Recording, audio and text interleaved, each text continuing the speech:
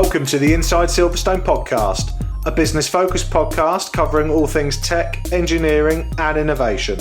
Hosted by me, Chris Broome, a huge tech, motorsport and gaming fan, and also the owner of Longhurst, a firm of lifestyle financial planners and independent financial advisors located in Silverstone, Northamptonshire.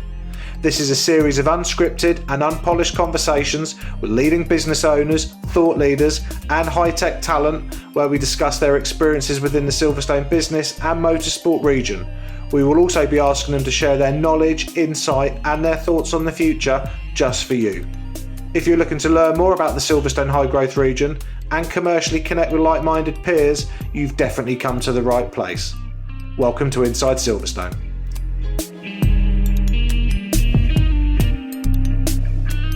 Welcome to the next edition of Inside Silverstone. My name is Pim van Baarsen, and in a special 100 episodes, we're doing things a little differently.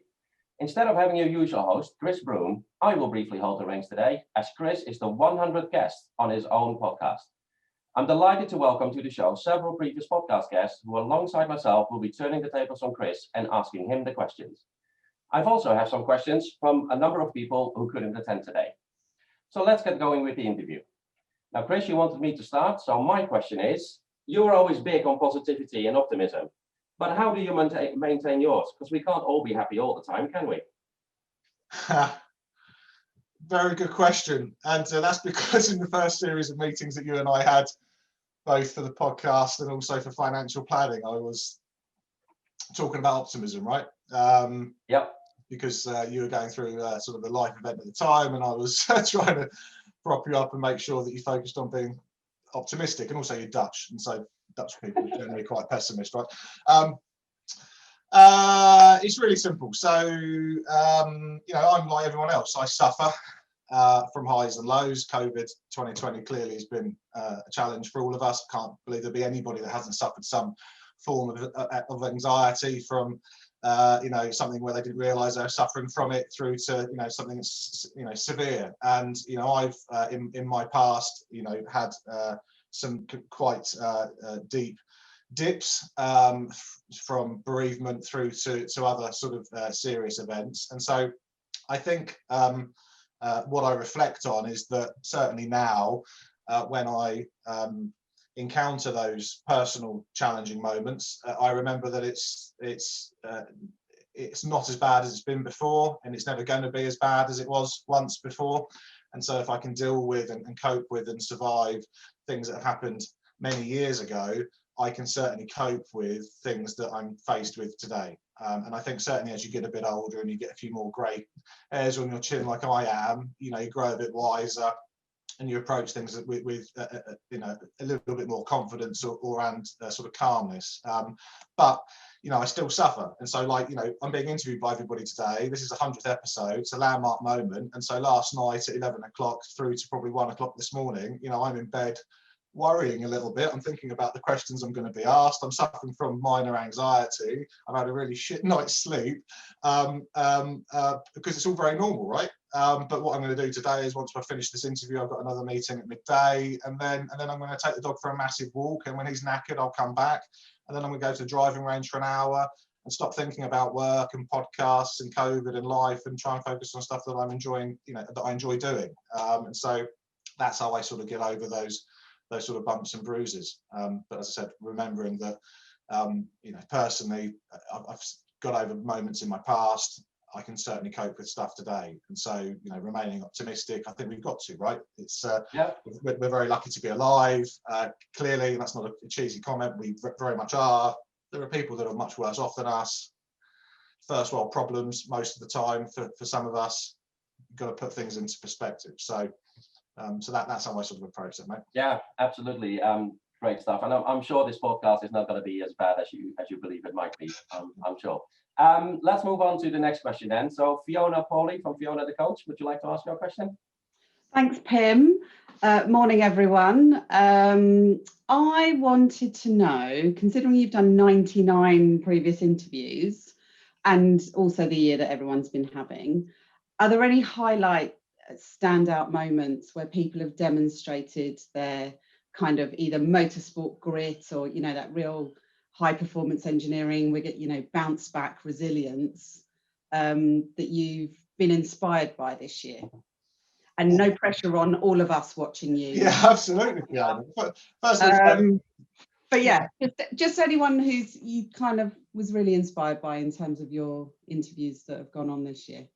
So I think I'm going to give a bit of a sort of group answer. So one thing that I've loved this year, and the one thing that I've personally embraced, is the community. And so both the sort of technical community that we're all part of, and clearly the people that have been on the podcast, but also the one in my neighbourhood.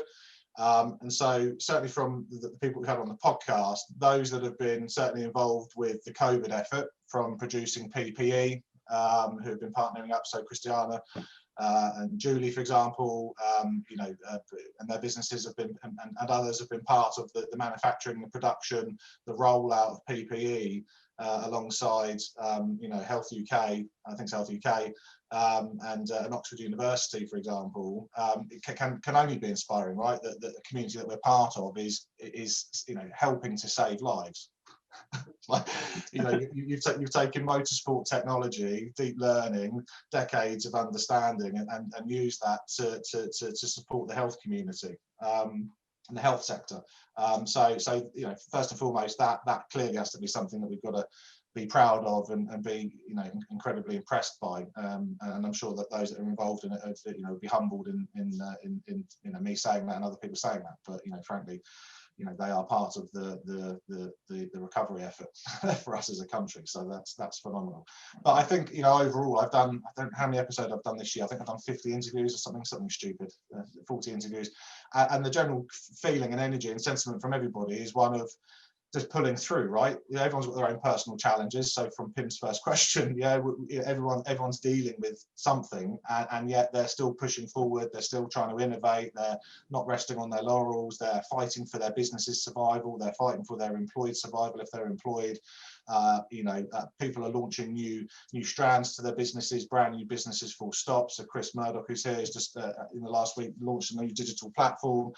This is, we're part of a community that's not going to stop. Right, and so yes, we may suffer problems and challenges and bereavement and other issues, but candidly, we're going to sort of pull our socks up, typical British spirit as such, or global spirit, I should say, and push ahead. So yeah, incredibly proud to be part of that community. Super, thank you. Well, thanks, Fiona. Thanks, Chris. Moving on to John Lashley from the Brooklyn Brownie Company. John, over to you. Hi, John. Hey, Chris, what's shaking, brother? Very good, mate. Just so you know, like my partner at home, her company now and her colleagues are buying your brownies. We've got lots of other people buying your brownies. So we're literally shouting from the rooftops because they're that bloody good. Oh, brother, thank you so much, man, for your support. It's been cool. That was very good, man. And that's one of the parts of my questions. With the amount of people that you've interviewed over this year, which is a good amount. You had 100 podcasts. What solutions and tactics have you gleaned and kind of been impressed with to help local businesses compete and set themselves apart from the online giants? Because Bezos just keeps balling. That guy has like doubled his money. So how can the little independent, I'm not just saying coffee shop, because we're in Northampton at the end of the day. We're not London. In London, I get a little robot to deliver me coffee to the studio. But in Northampton, it's a little bit harder. So like, what tactics have you seen people use? So I think it's a combination behind sort of content marketing and promoting your story. So I think people buy people, right? So the reason that I found you, John, was because I saw something that you were nominated for an entrepreneurial award. And I looked at your brand and I thought, my God, that's a brilliant brand. Looked into it, saw your video, saw the connection and the story with your son, saw the product, and I was like, A, I'm buying that. Yeah, and B, I want to get this guy on the podcast, even though it's not necessarily our technical community. It's still part of our bigger, broader Northamptonshire business community, right? You're part of the family. We're all part of the same family. So I think having really good content is key. And so we've had a few people on the podcast who are able to help promote and put together content for businesses and for us. And so I can certainly point people in the right directions of those people.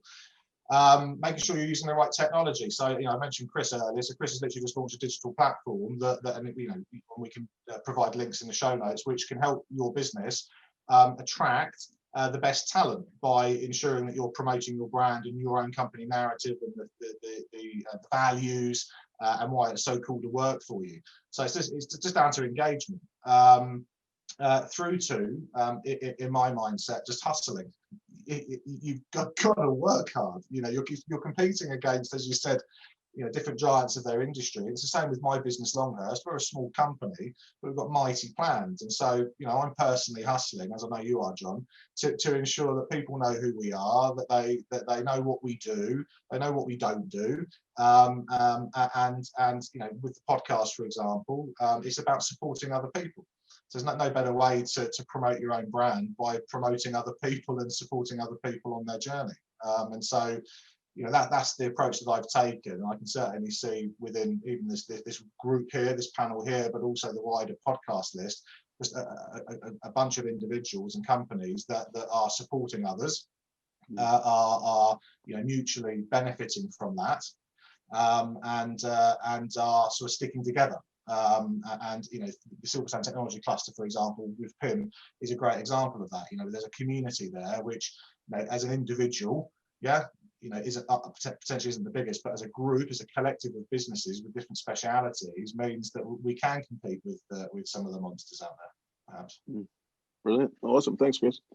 Cheers, John. Excellent. So next is Julie Stewart from the TD Group. Julie. Hi, Julie. Julie, unmute yourself, please. You unmute yourself, Julie. John. Just that I'm here now. Sorry. Hi. Good morning, everybody. Hope you're well. Good morning, Chris. Good morning. Are you scared?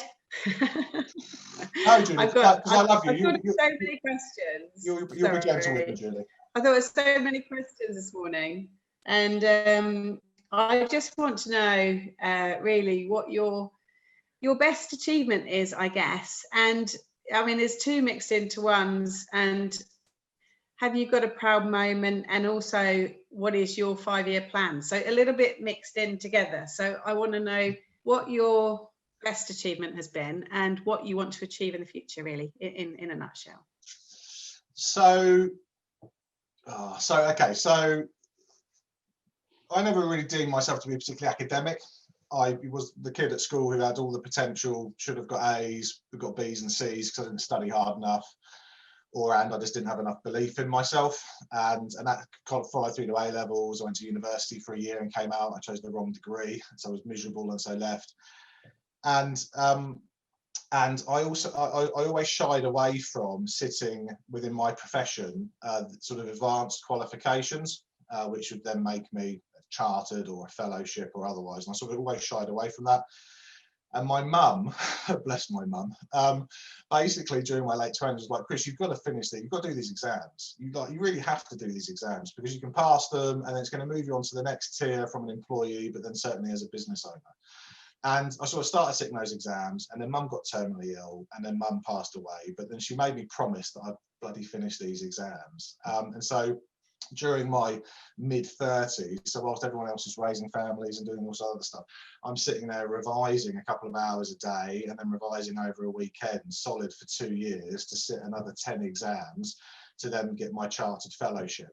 So now I sit in the top tier of sort of financial planners in the country from an academic perspective. And I remember when I read the email saying that I passed it,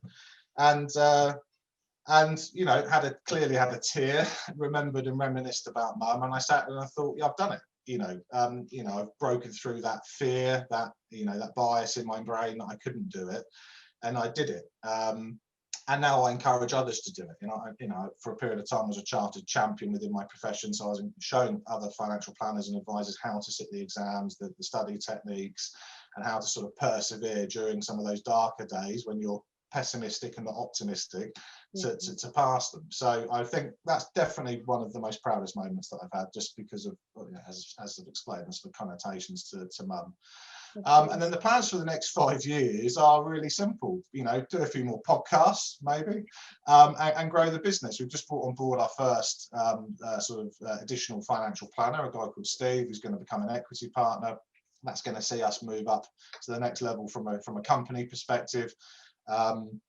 Want to keep doing good, want to keep supporting the community, want to keep going into the schools to encourage them to participate in financial planning as a career, like I know that you do with recruitment and what you do. And to be a sort of remain an important member of this community, so that I can keep enjoying it, because that's ultimately what this is about, right? It's all well and good having business plans, and yes, I want to achieve this turnover and this profitability and this number of clients and X, Y, Z. But in reality, I also just want to make sure I enjoy the journey. And I think this comes back to Pim's first question, which was, I know my previous life and some of the challenges I had there. What's going on right now? I'm in utopia. This is, I'm loving life right now. I'm loving the business. I'm loving the community. And if I could just keep this going, it's just going to organically grow.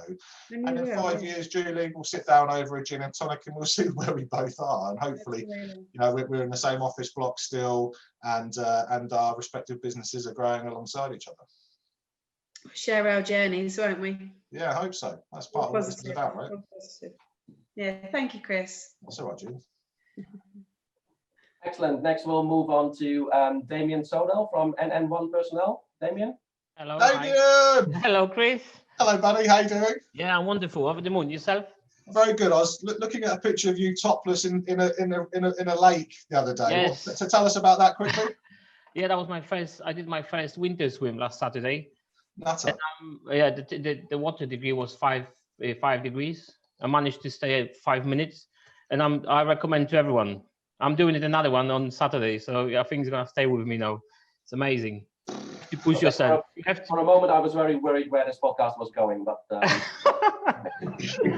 yeah, because there was few guys actually there, so yeah, you could possibly have a different thoughts, No, that was just winter swim. So yeah, if anyone, okay, what I can say, if anyone thought about it or heard about it, go and do it, or let me know, and you can do it with us, because it's an amazing feeling, especially when you go out. You're just pushing your comfort zone. You think you can do it, and then after you just feel amazing. Pim, I think you and I should go and do that, mate. Yeah, yeah, okay, I saw you out. I'll make sure I've got some nice whiskey after to warm us up. See that makes it a lot more tempting now. So anyway, thanks very much for having me on. And yeah, I've got two questions. One is a really quick one, and one is actually yours questions. So the first one is, what's your favorite crisps? Easy, steak McCoy's. Oh yeah, I love. I had them actually on Sunday night. Very nice. Love a steak McCoy. And then obviously now my question is, so what's been the lowest of the lowest of least of the lowest your moments in your entrepreneurial journey, and what kept you going? What make you just, don't give up and just say, shit that, fuck that. I'm getting a well-paid job and I can't be bothered. So really easy. So that's 2014. So beginning of 2014, my mother passed away. We all suffered from bereavement, and so I'm no different than anybody else. But that really impacted our family, but really, really impacted me for a number of reasons. And and I was running a company at the time, and I had sort of merged it with some other people, within that same sort of time frame. And I basically made a mistake. I hadn't done or hadn't spent enough time really thinking through that exercise. And by the end of the year, I realised that sort of pragmatically, I was on the wrong journey at the wrong time, and I had just surrounded myself with the wrong tribe of people from a family perspective. And that's not a negative comment about them; it's a mutual statement. As in, I was surrounded by the wrong people for me. But within a company that I owned and a business that was growing and was about to become very profitable.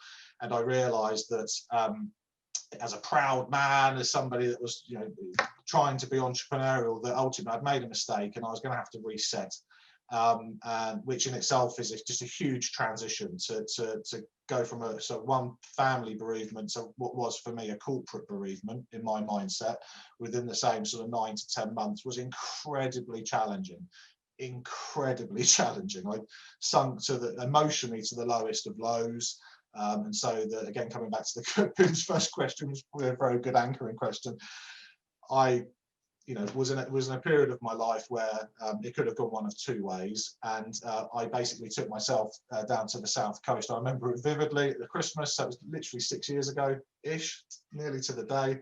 Took myself down to the south coast, sat on a bench that I used to take mum to, got a piece of paper out, and I just drew as I do, I scribble and draw and doodle, and I just drew out what could be, you know, my next business, my next life.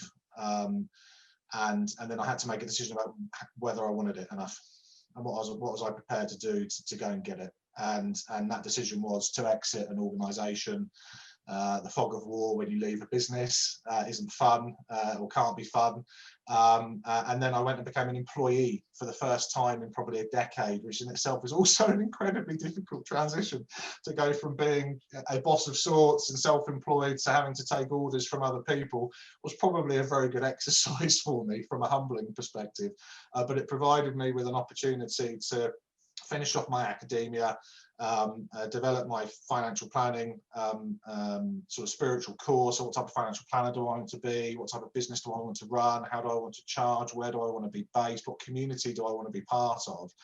And I got busy building it. And then in 2018, I launched it. And you know, we are now in December 2020 recording a 100th episode for a podcast, which is supporting a financial planning practice which is growing and growing. And so I think the lesson there was that ultimately you can, as you know, Damian, achieve anything that you want as long as you set your mind to it. And it's going to be tough, and there's going to be bumps and bruises, and there's probably going to be some tears. But if you stick with it and you believe in it, and you then surround yourself with the right family, the right tribe of people who certainly during COVID period, for example, definitely helped prop me up, then you can sincerely achieve anything, right? And you know, your swimming is a great example of that. Your running is a great example of that, right? These are things that you didn't personally believe that you could overcome, and you're nailing them and posting them on Facebook and social media. Yeah, that's true. No, fair play to you, to be honest, Chris, because yeah, it's amazing that sometimes people. I was listening to John Maxwell today, and sometimes they think people say, you know, you're an overnight success when you run a business, but actually when you dig in, and obviously the people who don't see the struggle, and like I said, you're truly an example, because like I said, you were probably that close from just giving every example. You know, obviously you face the consequences, the shit reality, but you stuck on with your journey and on your journey with your vision. So that's amazing. Fair play. Thank you. Pleasure. Thanks. Yeah, excellent question. Well done. Christiana Paci from Innovation Consulting. Great. My name is spelled right, so that's really good. Christiana. Hello. How are you doing? Very good. How are you? I'm good, thanks. Thank you for inviting me. Well, actually, you are 1/3 of the way down on the question, so you're almost there, Chris. Don't worry. So I was going to ask the first question that Damian did as well, but also, as you already answered to that, you as a British ask me which kind of crisp I like, and I give you an answer on my podcast. Now I'm as an Italian, I'm asking you what kind of pizza topping you like the most. Great question. Great question. So if it's a Domino's, then it's a meteor pizza. So I'm loving it's Italian. Domino is not Italian. Well, I know, but okay. Well, I'm going to go meat. So meat feast. Yeah. So anything that's literally covered in meat, bit of barbecue sauce, perhaps. Yeah, I guess that's quite a predictable answer, right? But yeah, I'm a meat feast man. What about yourself? Oh, I'm very much the opposite, vegetarians kind of. But my favorite one that is very Italian and you can't find it in England is smoked salmon and sweet corn. Smoked salmon and sweet corn. I just can't get my head around that. I know. I'll have to re-educate you on pizza taste and pizza topping. I have to say, Italian one. I need to tell Louise that. Louise will probably love that. That's just, yeah, anything with fish on, I just don't get on the pizza. But who am I? So yeah, meat feast for me. I'll take note for the next time then. I think just to add in, I think I can guess what Christiana's answer to this question will be, but be interesting to hear what Chris is. Where do you stand on pineapple or bananas on pizza? Christiana, you're going to be a no, right? Italians are all screaming at the moment. Where do you stand? Did you say banana? Yeah, pineapple or bananas on pizza. Well, I have to say, now you can have also Nutella and bananas on pizzas. Yeah. Nutella? What? Who are these crazy people? Pineapple I kind of get, but banana and Nutella. Anyway, well, yeah. Yeah. Maybe after a bottle. I don't think so. We'll have to write a book, The Art of Pizza, and what is really the Italian pizza topping, I think. The Art of Pizza by the STC Group. Excellent. Thank you. Nutella and banana. I could agree that. On toast. Is not pizza. anyone on the podcast pro pineapple on pizza? I'm not against it. So what's that? 3 out of, what are we, 50 of 4? No, don't. So a third. Pineapple, No. no. We'll have our own pineapple splinter group then. Yeah, splinter group. Yeah. Although I'm also very much in the let's have all the meats that exist on the pizza group. The New Yorker's good. Yeah. Right, let's move on. Louise Goodman from Goodman Media. Can you get us back on track? And No pressure. No, I've got pizza chaos? a world famous journalist asking me a question. No pressure. Well, I think I've loved listening to the questions that everybody's asked, and also I think some great stories that have come across in your answers as well. And obviously, as a journalist, I quite like looking at the processes of interviews and how they all come together. Now that you've done 99 podcasts, big congrats on that one. I just wondered, have you got any tips for me in terms of my interview skills?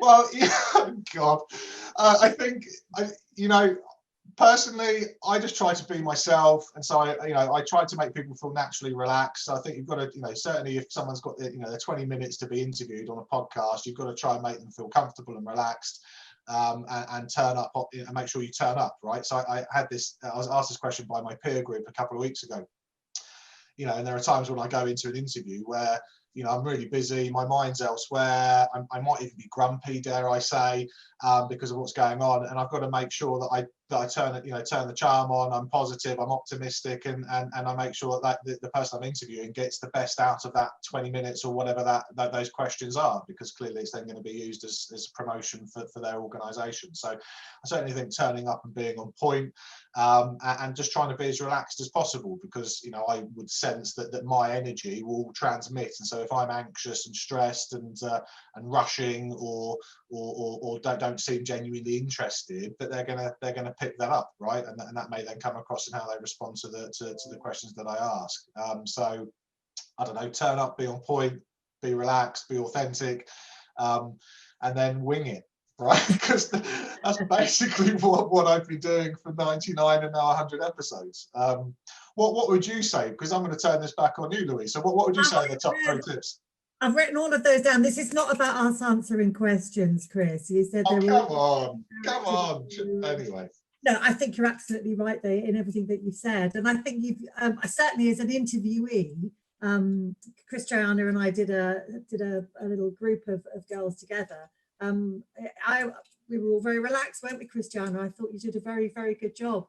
I had to sort of shut myself up a couple of times. I kept asking the follow-up questions, didn't I? But no, I'm sure everybody who's here listening in on this chat has been on the receiving end of your microphone. And I don't think any of us would have come back if it had been an unpleasant experience. So you're doing a fab job. Well, first of all, thank you. That's humbling and very lovely to hear. But what you didn't say was, obviously, when we started that interview at the BRDC, I forgot to turn the bloody microphone on, and so for the first 5 minutes we recorded, there was no recording, and then I sat there panicking, thinking, shit, I've got to explain to these ladies and the camera crew that the freaking microphones aren't on, and we've got to start it again. So that was just devastatingly embarrassing. But yeah, everyone was a good sport about it. But Chris, I once did a 20-minute interview with Ron Dennis, and then we discovered once we got it back to the TV compound that none of the audio had stuck. So it can happen to the best. Oh yeah. Chris, it's not just the microphone. Sometimes you get the days wrong as well for your interview. Oh, okay. Yes, I did. Yes, that's true. Yeah, Christiana and her husband came for a planning meeting, and I had the microphones and the lights on and everything set up because I thought it was going to be a podcast interview. And then her husband was sat next to her, and I was like, shit, we're not doing the podcast. Get into the financial planning mindset. So thank you for that. Yeah, that's true. That's a true story. Amazing. Right, let's move on. Marcus Strovimore from Silverstone Composites. Marcus. Hi, Chris. Hello, Marcus. Doing well, mate. You're doing well. It's Thank all you, good. mate. It's all good. So I got a bit of a funny question and a bit of a serious question. So first one is what was the first car you bought? As me being a bit of a car fanatic and own sort of thing. What was your first car? It was a green Fiesta 1.4, which Nice. I did barely fitted in. And I remember my head used to touch the ceiling. And when I eventually sold it, I cleaned this car immaculately, right? When you sell it and you're going to hand it over, buffered it, cleaned all the inside. But one thing I'd forgotten to do was look up, and the ceiling was covered in my bloody hair, where the gel, this is in my early 20s, right? Where the gel had clearly stuck hair to the top of this. Nice. And I'm like, too late, got to hand it over. So that's a true story. Good.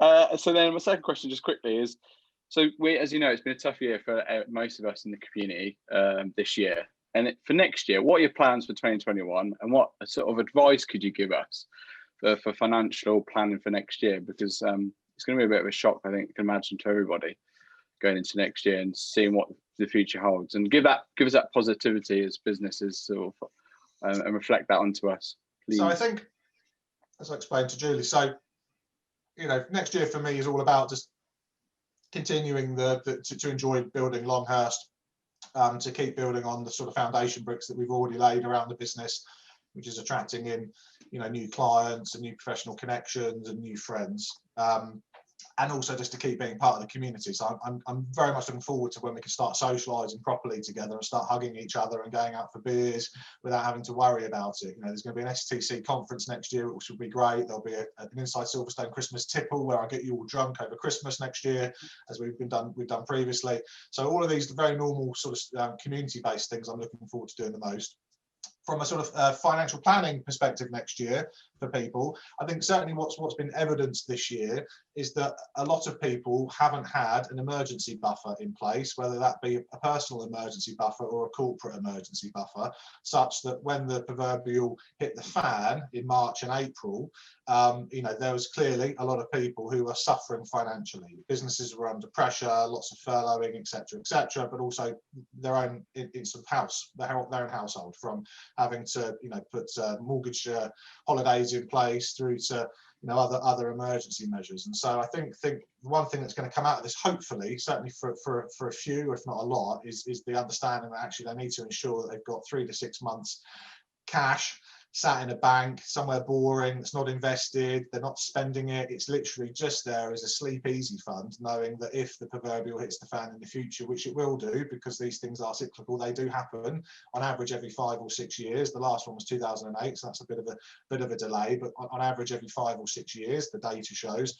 You just need to make sure you've got a nice cash reserve there, so that if it does happen, that you're not panicking, that you've got options, that if you are laid off work for any reason, that you've got some time to find another job without running out of cash. And from a business's perspective, it means that you can keep operating, you can keep your team in place. You will still be worrying naturally, but there'll be a little less worry because you've got a nice cash reserve there to sort of prop you up. So I think that will hopefully be one of the biggest lessons that come out for all of us from this into next year. Fantastic. Thanks, Chris. Thanks for having me on. Cheers, buddy. And also, Marcus, from your perspective, you just need to make sure you stop playing poker, because Marcus was playing poker with us last night, because there's a little poker group that we've got, and for fun he just plays and he just loses his money. So I think the biggest lesson there is to stop bluffing. Okay, you do I'll try a bit easy sometimes, Marcus. Right, let's move on. Adrian from S3 Group, over to you. Adrian. Thank you. Hello, Chris. How are you? Good morning. Very good, sir. How are you? Yeah, very good. Very clever way, cunning way to get some new questions for your next 100 interviews, right? I see through it, right through it. And of course, in asking you an awkward question, it might come back at me, multiplied in the future, but at the risk of that. And you've already revealed a couple of embarrassing moments, but what's been your most embarrassing moment in your core business, in your business career, as against your interviewing career? And what did you learn from it? Ooh. So I've sort of touched on one where I felt public embarrassment, proper serious embarrassment, which was 2014, where I felt like I said I'd gone on a business journey at the wrong time for the wrong reasons with the wrong people. And that then became a public event because my professional community, my clients, then saw me transition out from owning a company to then becoming an employee, which on the face of it, if they didn't know what sort of sat under the bonnet, as it were, would look particularly odd. And so that was professionally incredibly embarrassing. What I took from that was that ultimately it didn't matter. That was just in my head, probably more than theirs, perhaps. And that actually, as long as I stuck to my guns, I stuck to the plan, that in time I would make good, maybe even on some of my own pride, that actually I was now on the right path at the right time, with the right business, as it were. And so from a sort of serious answer, I would say that. There are others as well. I mean, there's personal silly things that I'm embarrassed about that I've done in the past, but that's maybe for another question. So that's not a corporate answer. So Okay. is that good enough, sir? That's okay. And then just a quick one, ancillary. What's top of your bucket list, and why? Well, I'm hopefully doing it in May. So I really wanted. So my partner at home, Louise, over the last year has been asking me questions. Would I rather go to Japan or New York again, or here or there, or here or there? And every time she would throw in Alaska, because I've always watched these Alaskan programs, these nature programs. I'd be like, I just want to go there. And every time she asked me the question, we'd end up with Alaska. And so for my 40th, I turned 40 this year. I know I don't look a lot younger, but I turned 40 this year, and a month ago, and she basically bought me us a 2-week trip to Alaska, including a cruise, and so that I can just chill out, spend some time there, read, and experience the last frontier, as it's known as. So I'm very fortunate that hopefully, subject to vaccinations, COVID, and travel, that I might be achieving one of the very top bucket list items, which is go to Alaska. Great, fantastic. Thanks very much. For season's greetings to you and to everybody. You too. Excellent. Thanks, Adrian. Right, Joy Campbell-Brennan from Wavy Dynamics. Over to you, Joy. Hi, guys. Hello. Firstly, Chris, how are your handstands doing? Oh, mate, I haven't practiced. We had an email exchange, just so everyone knows, where we were discussing whether I could be doing a handstand in front of everybody, because Jay is a gymnast. That's his side hustle. And there's some phenomenal videos on YouTube. So you need to go and check out Wavy Dynamics, and you'll see some of the things he's up to. So yeah, it's threatening to get me to do handstands, maybe against that door, but I'm not going to do that. I'll spare you. My question, just like as someone who's also started and growing a business recently, what are your top 3 rewards and top 3 challenges? So what would you describe as a reward? Just moments where you're like, oh, okay, yeah, this is fulfilling me. So the very first one was when I started the business like from zero, and we had a bunch of clients sort of join us over a period of months from a sort of previous world that I was in, but ultimately started with zero.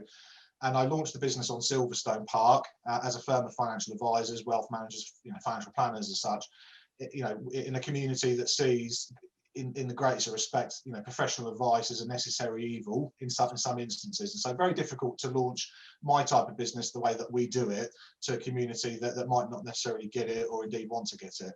But our second brand new client ever as a business was a technical director of a race team based on site, who found us organically, emailed me and said, I like the cut of your jib, as it were. Can myself and my wife have a meeting with you? And then they became one of our first ever clients. And so that told me, certainly based on the journey that I've been on over a number of years, that I had definitely chosen the right time to launch this business in the geographic area that we'd chosen, stating that we had a natural niche in sort of technology, motorsport, and engineering. So for me, that was a massive reward, knowing that we'd done that. Winning website of the year, so we entered the company in for a SME South Northamptonshire award in 2019, at the beginning of 2019.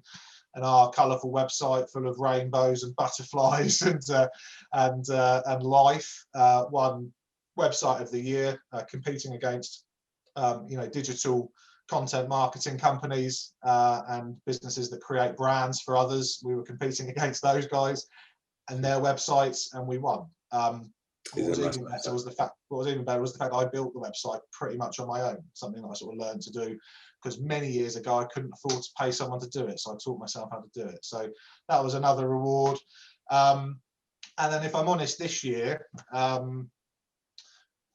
you know, it's a year where I could have taken it easy as such and just managed the existing clients that we had, and not really do a lot of pushing. But we've just been swamped with new inquiries, but also new inquiries of the nature that we're looking for as an organisation, which showed me that the foundation bricks that we've been laying have been working, and it's taken time, but they're really working, and so we can, as a team, pat ourselves on the back to say, actually, we're doing the right thing. We're clearly marketing ourselves in the right way, and our reward, you know, to answer your question, is to say that actually, yes, we're a young company, but and as are you, but if you just keep plugging away at it and you stick to your principles, core principles, then with a fair wind, and it takes a bit of luck clearly, but hard work, that it will come good. And so that's definitely the third reward. And what were the other three things? Top 3 challenges. Keeping going.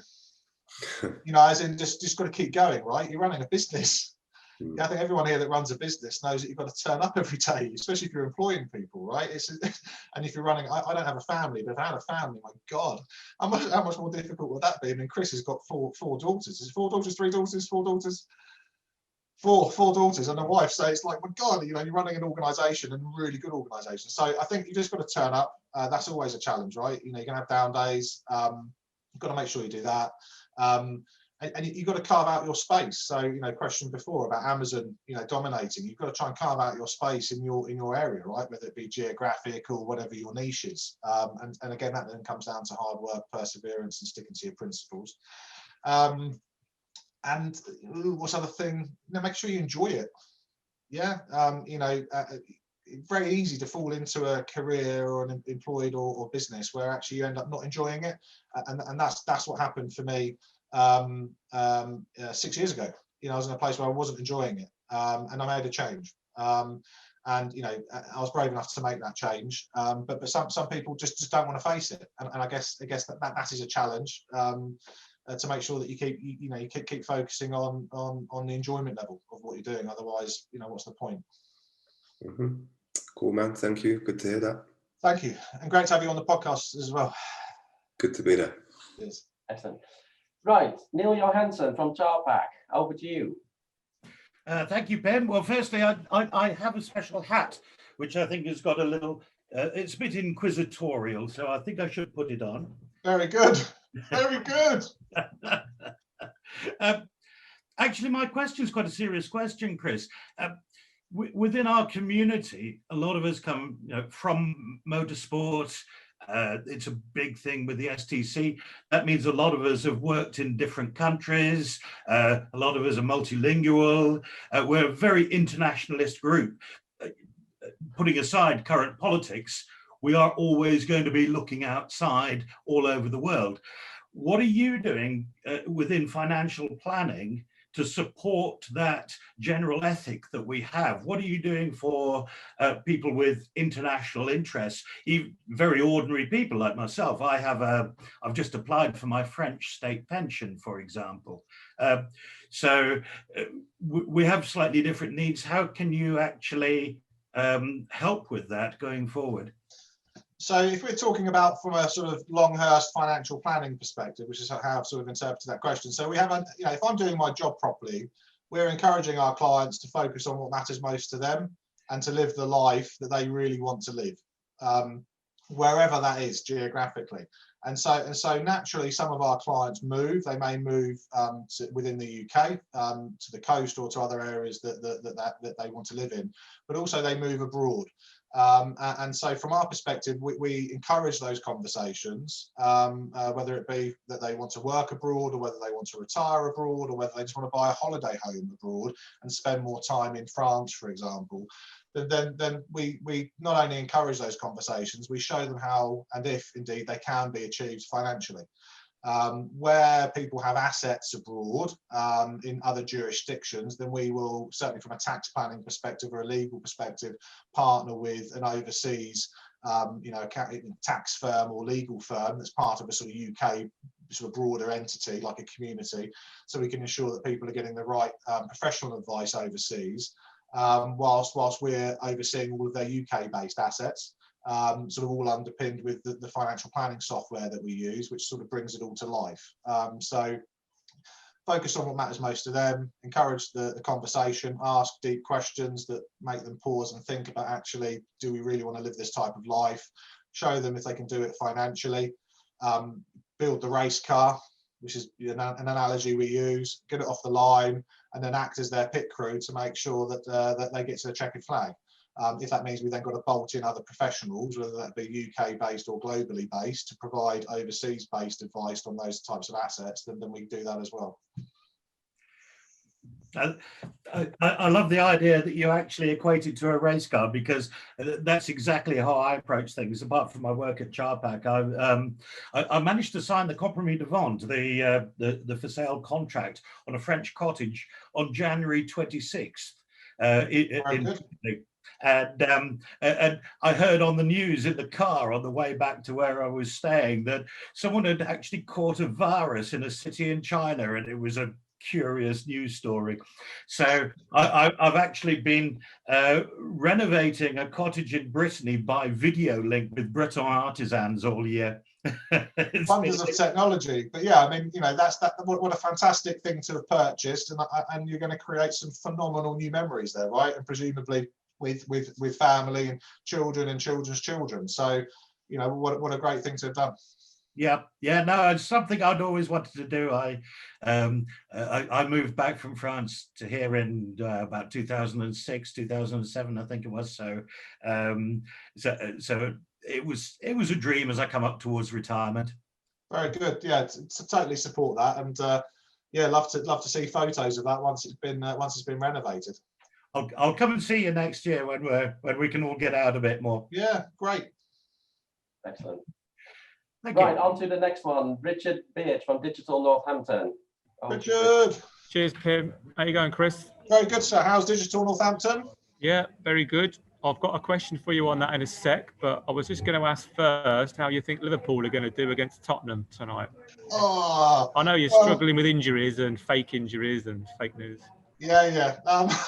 Look, the fact that we're still basically second in the league after this season, I think, is testament to the squad, right? So I think we will win. I think it's going to be a 2-1 or a 3-2. I think we will maintain our home record, which is sort of 2 or 3 seasons long. What do you think it will be?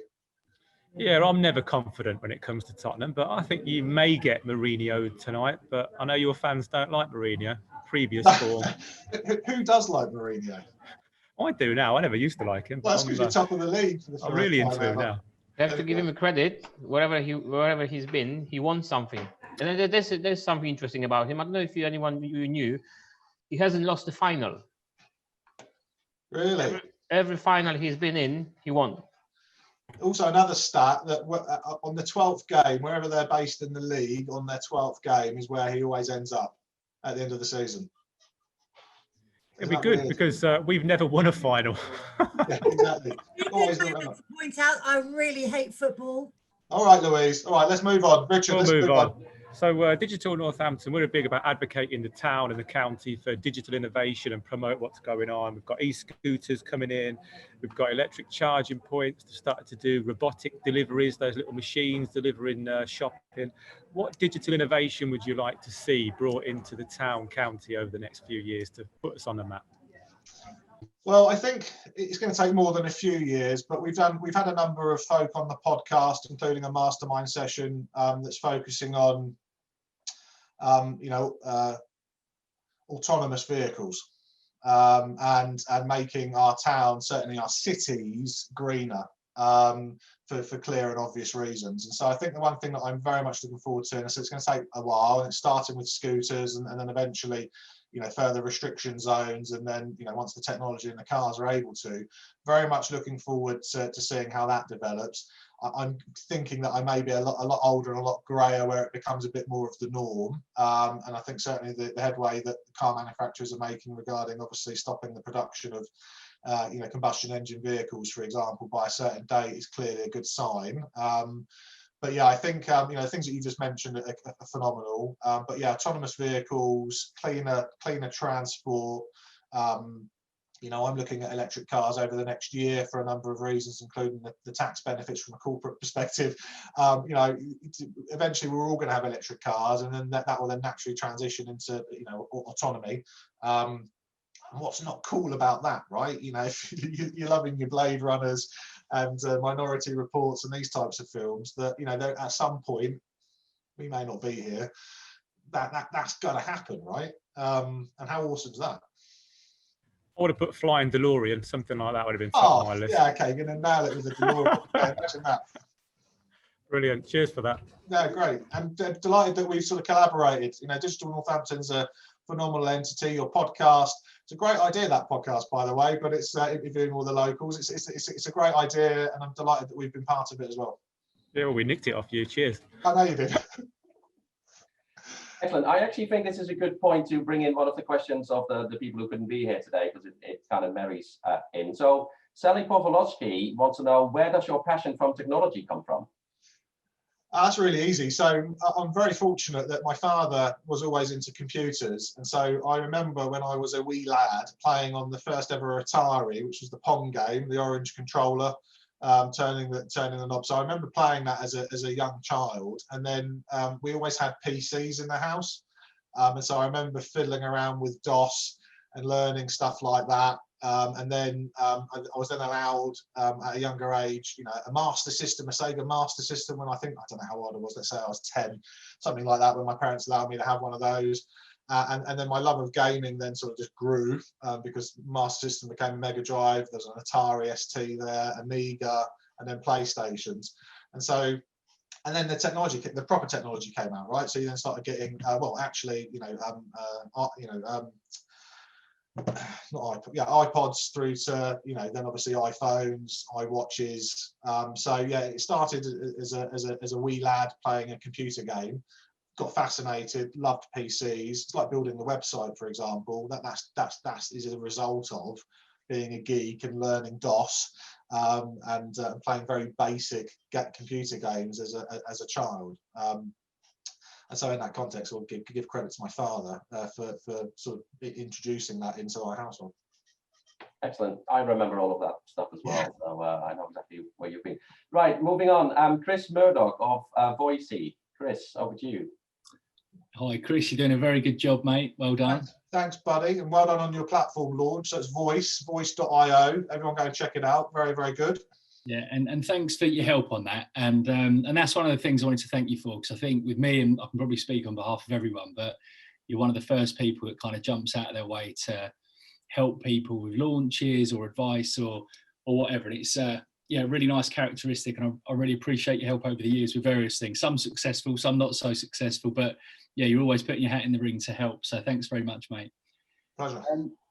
So my question is, knowing what you know now about life, business, and all the things that you've learned generally, just, pieces of wisdom, whatever, what 3 pieces of advice would you give to your 10-year-old self?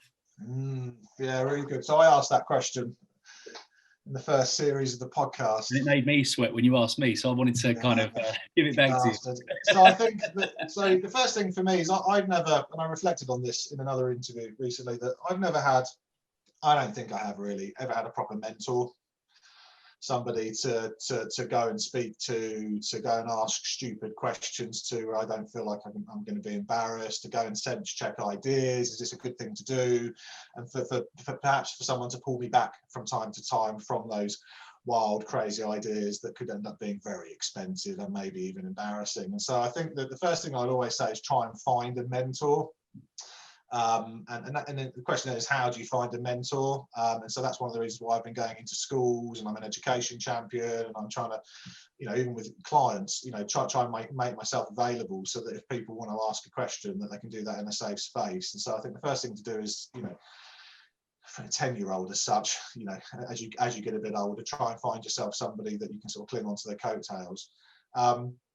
the clear answer is also passion. You need to try and find something that really interests you. And so I just wasn't interested at school. I ended up doing a degree, or started a degree that just wasn't history and politics.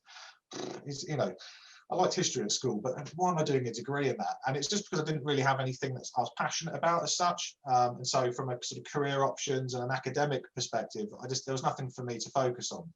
And so trying to find something that you're passionate about, and then looking at exploring how you can potentially get into a career like motorsport, for example, or engineering, I think is absolutely critical. I only really sort of found my place really in my late 20s, early 30s, that when I realized that financial planning was definitely the career I wanted to be in. And I'm lucky that that's happened, because it's a phenomenal career and I love doing what I do. But I also reflect and think, actually, I would love to have sort of focused on something when I was a lot younger, whatever that is, and then really, really enjoyed the journey, and maybe made it a bit easier so I wasn't sitting exams in my mid-30s. So, mentorship, passion, and resilience, right? A combination of resilience and tenacity, which is a great word, right? Tenacity is always overused, but you've got to be tenacious. You've got to work hard. Yeah, unless you're very, very lucky, at which point you won't appreciate it, you're not going to get anywhere in life. You're certainly not going to achieve the things that you may want to achieve, or the lifestyle you want. So you've got to really, really work hard. And I didn't appreciate that during my sort of school years. Should have been there, was there because I didn't really put the time and the yardage in. And then in a later part of my life, I then had to put that yardage in when really I shouldn't have had to do it. So, passion, mentorship, and work your butt off. Very good. Thank you, mate. Cheers, buddy. Excellent, Chris. Very, very good advice there. Now, before we hand over to Mike, I just want to bring in a couple of questions of people who couldn't be here today. So Angela Cox, the Mind Mentor, she wants to know, your late mum is a guiding light in your life. What is the greatest piece of advice she ever gave you? Angela. I did think this was particularly good, and I did tell her that. What was the best bit of advice my mum gave me? I think it comes back to, in part, what I was talking to Chris about just then. So I used to worry and get anxious that I hadn't found my place in life, whether that be career or love or whatever it was. And she used to just tell me that I'm the youngest of three. Eldest brother has his sort of own challenges. My middle brother's incredibly successful businessman with two beautiful children who I look up to him immensely. But she used to say to me, Chris, don't panic, don't rush. When you find your place, you'll find it, and then you'll own it, and it will be phenomenal. So don't rush, don't panic, don't feel anxious, just let it be, and you will eventually sort of find your home, as it were, your spiritual home. And she was right, because I have. Good old mum. Good old Angela for asking me that question. Wonderful, very, very good. Right, so one more question then. So this one is from Shai Viakarnam. Shai. What has been the event / person / activity you choose that has made you really happy during 2020? I think for me, it's a collective. So it's sincerely, as much as this is going to sound cliche and cheesy, it's really about the community.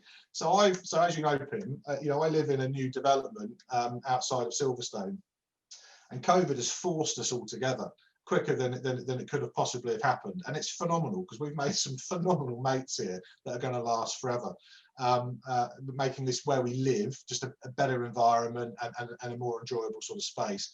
But also our community, right? So from all the events STC's been running, me running all these podcasts, the charity event I ran, from poker night, quiz night that we're doing, there's one tonight again. We've all come together, and if there was ever a moment where you're going to suffer from, low moments, from anxiety or depression, or just like, what's the point? for me anyway, I've taken the energy off everybody else, and I'm using that to keep bumping along, which is why I think I've just kept going, because I'm feeding off everybody else. And that's a testament to our community, right? And people sat in this panel group and other people we've had on the podcast, that everyone seems to have chipped together, even during times where they may have been struggling themselves. And so, yeah, I basically just fed off that and loved it. Fantastic, excellent. Right, so that brings us to Mike Hayward from Woodfinds for the final question. Mike. Oh, Mike. I was all happy, but that got me very emotional then, I have to say. But look, I've got to say, and I'm going to question you on the topic of champions, really. You clearly are a champion of what you do individually, and you've certainly championed the cause over the last so many months and the years that I've known you. And for that, on behalf of the community, genuine thanks to you and to the STC, PIM and everybody else, but everybody that's brought things together. And I echo what you just said, that you've created a friendship and a community, and one that everybody can thrive in. So thank you very much for that. What I don't thank you for is thrashing me off during one of the unlocking periods of the summer. I'm still getting over that. I thought at the very least you could have let me win as being a novice. The round of golf. Absolutely. But genuinely, thank you, a real champion. Thanks. Talking about champions, and I'm going to put you to your mettle now. If you weren't so successful and hadn't been a successful financial planner that you are, would you have rather have lifted in your time a Grammy for being a top rock star, a green jacket to put on at a Golf Masters? Would you have preferred to have lifted the World Championship trophy around a Grand Prix circuit, or simply won The Apprentice? Which would it have been? Which would it have been?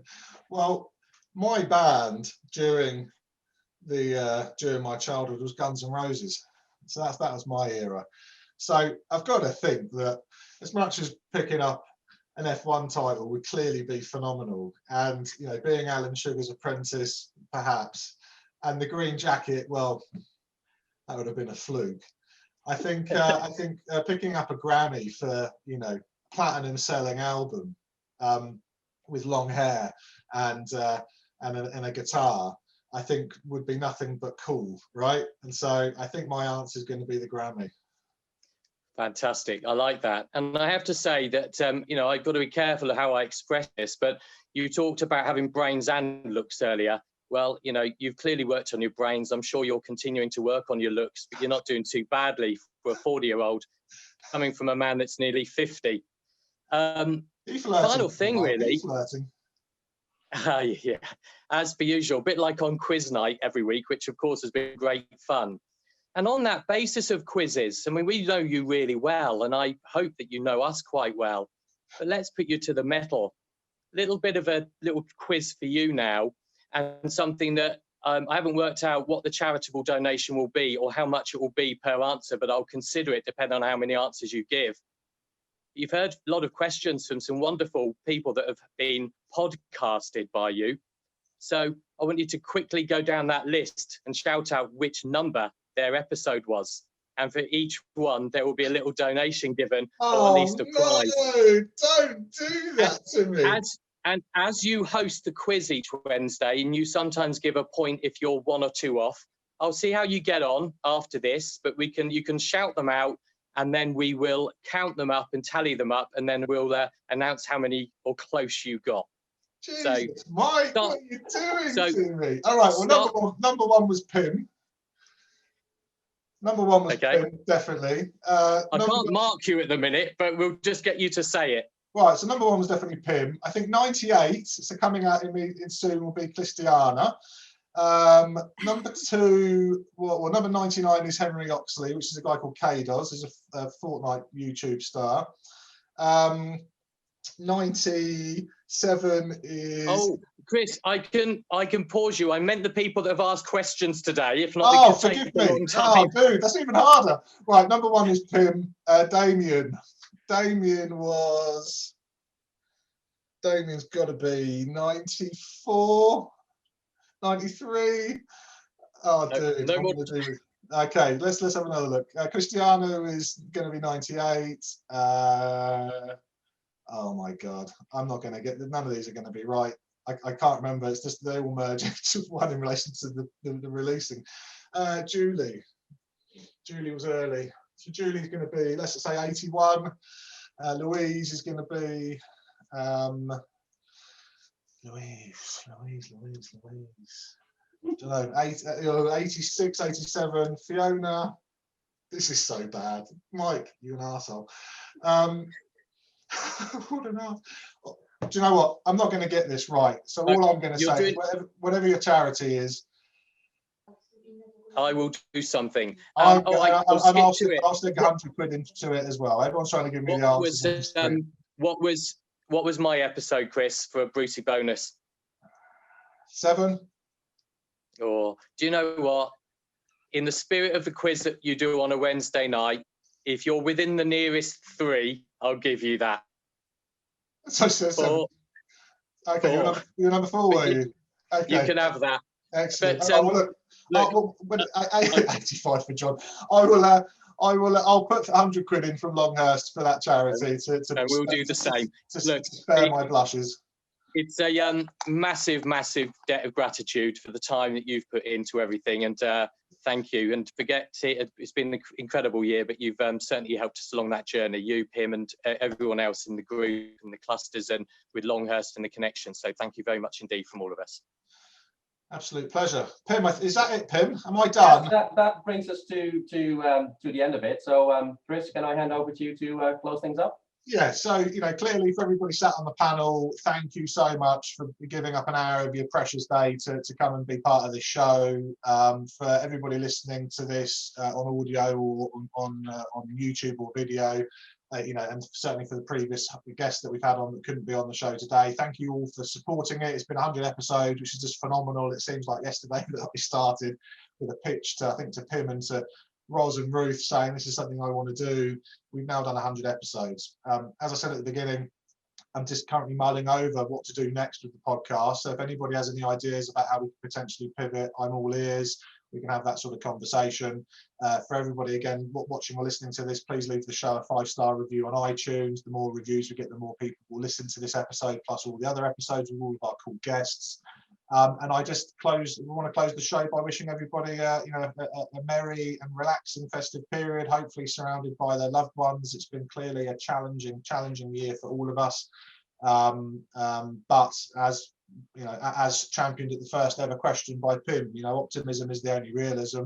We're very fortunate to have this community, to have each other. And so, I look forward to seeing you all in the new year, onwards and upwards. Fantastic. Well done.